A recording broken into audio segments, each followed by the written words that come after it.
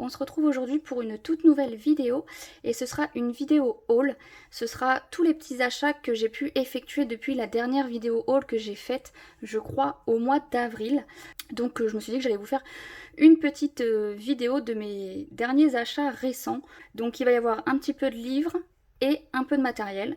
Donc sans plus tarder, on va commencer. Alors pour commencer, niveau livres, je me suis acheté celui-ci, le Bodoni Princesse. C'est un livre que j'ai hésité à acheter parce qu'il y a certains coloriages à l'intérieur que je n'aimais pas trop, notamment les livres, notamment les illustrations version papier peint, par exemple celle-ci. Il y a beaucoup d'illustrations dans ce style-là, un peu version papier peint.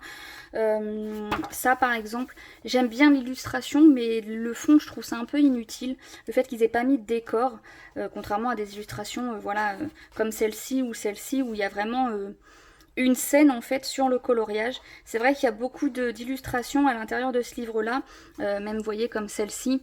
Je trouve que ça fait un peu vide au niveau du fond d'avoir juste mis 2-3 feuilles. Là par exemple vous voyez le fait d'avoir juste des animaux posés comme ça sur la page, ou même ça. Vous voyez le fond comme ça, là juste des petits... je sais même pas comment on pourrait appeler ça. Enfin, c'est ce qui m'a fait hésiter à acheter ce livre. Et puis en fait, j'ai finalement décidé de l'acheter parce que je suis une grande fan de La Belle et la Bête et j'adore la couverture. Et puis il y avait vraiment beaucoup d'illustrations quand même à l'intérieur qui me plaisaient, donc je me le suis procuré. Ensuite, autre petit livre que je me suis acheté, ce sont ces deux-là. Deux petits blocs comme ceci qui viennent de chez Action. Donc là c'est un petit bloc avec la princesse Ariel et c'est principalement que des coloriages d'Ariel à l'intérieur. Donc c'est simple, hein. Il n'y a pas de décor, il n'y a pas de scène, mais je trouvais ça sympa. Ça a fait une petite version assez rapide d'un colo quand on veut colorier et puis ne pas se prendre la tête. Je trouvais ça sympathique. Et le deuxième que je me suis pris, c'est celui bien évidemment avec Belle. Et à l'intérieur, c'est principalement que des coloriages, je crois, de La Belle et la Bête, il me semble. Voilà. Vous avez principalement Belle. Là, vous avez, voilà, il y a Belle avec Tiana. Enfin, il y a quelques autres princesses à l'intérieur aussi, mais c'est principalement que des coloriages sur Belle. Et il existait dans ces deux formats-là, il existait également un avec Cendrillon. Et dedans, c'était que des colos de Cendrillon, je crois, où il y en avait un autre avec aussi plusieurs colos de princesses. Il y avait du Mickey, il y avait Avengers, et il y avait un aussi que du Stitch. Mais moi, principalement, j'ai pris ces deux-là. Donc voilà pour ces petits achats-là. On va passer maintenant aux achats que j'ai fait pour le matériel.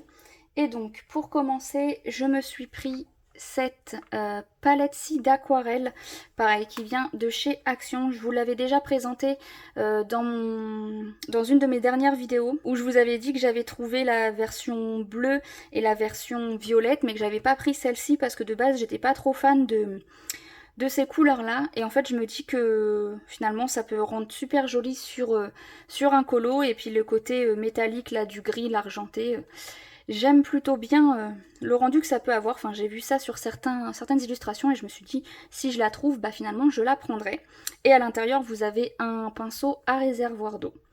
Donc voilà pour ce petit achat matériel-ci. Ensuite, pour continuer dans les achats matériels que j'ai fait chez Action, je me suis acheté ces stylos-là, donc les glitter marqueurs. Et j'ai pris ceux qui sont comme ceci, donc le argenté et le gold. Je les ai déjà testés. Je les ai déjà testés sur une feuille à part et je trouve que le rendu est superbe. Enfin, pour ce genre de stylo, c'est assez sympa. Ça fait un peu des stylos un peu Posca, mais sauf que c'est la version glitter. Du coup, je peux vous montrer le rendu des stylos si jamais ça vous intéresse. Hop, donc là, c'est le doré.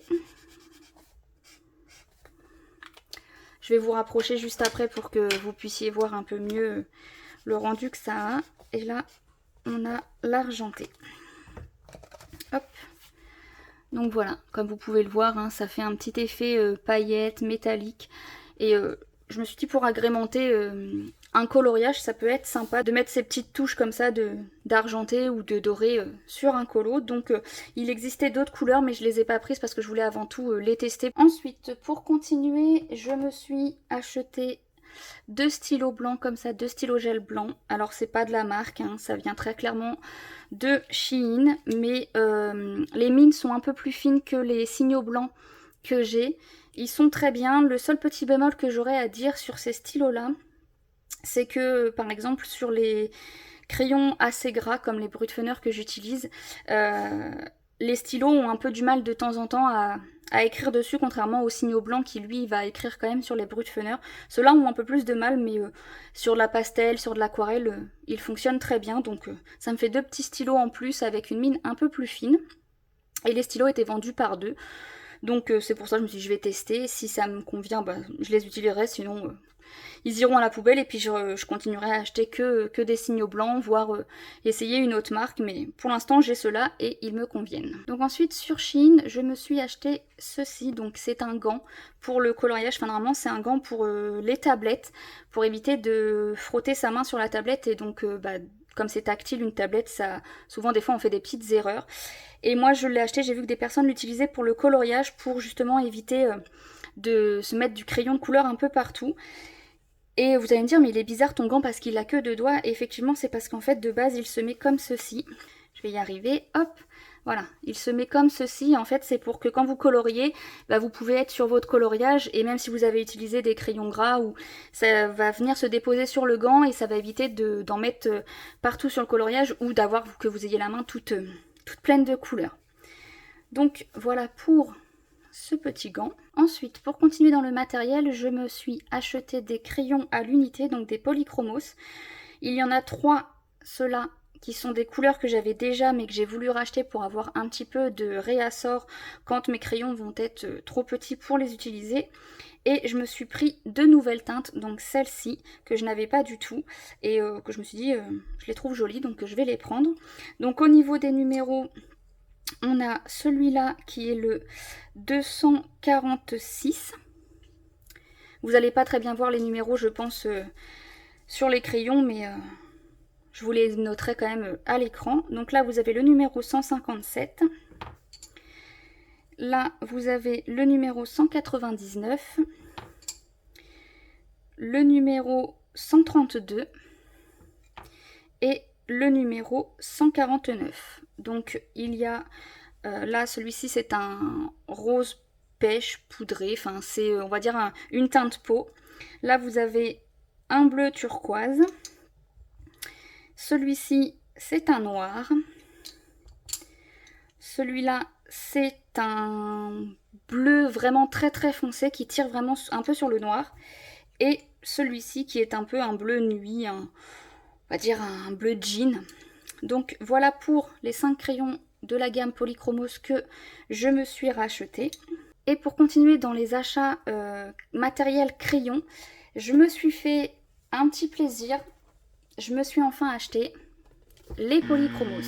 Ça faisait des mois que j'en rêvais et j'ai eu tellement de bons retours sur ces crayons là, de voir des mises en couleur avec ces crayons là, etc.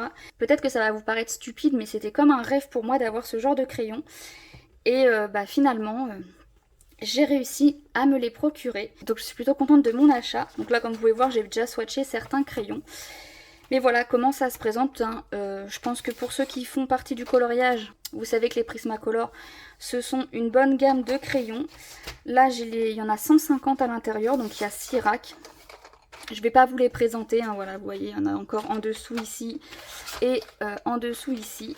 Je ne vais pas vous les présenter parce que ce sont des crayons qui sont maintenant assez connus et assez réputés dans le monde du coloriage. Mais pour moi, c'était... on va dire que c'était un petit but à avoir, avoir des crayons de haut de gamme. Et j'avais dit les premiers crayons haut de gamme que je m'achèterais, ce seront les Prismacolor. Et je pensais pas qu'un jour ce serait quelque chose que je pourrais me procurer. Et finalement, bah les voilà, ils sont chez moi et je suis très contente de pouvoir vous les présenter dans ce petit haul. Et pour terminer la vidéo, qui dit nouveau crayon, dit forcément qu'il fallait que je m'achète une trousse pour pouvoir ranger tout ce petit matériel là.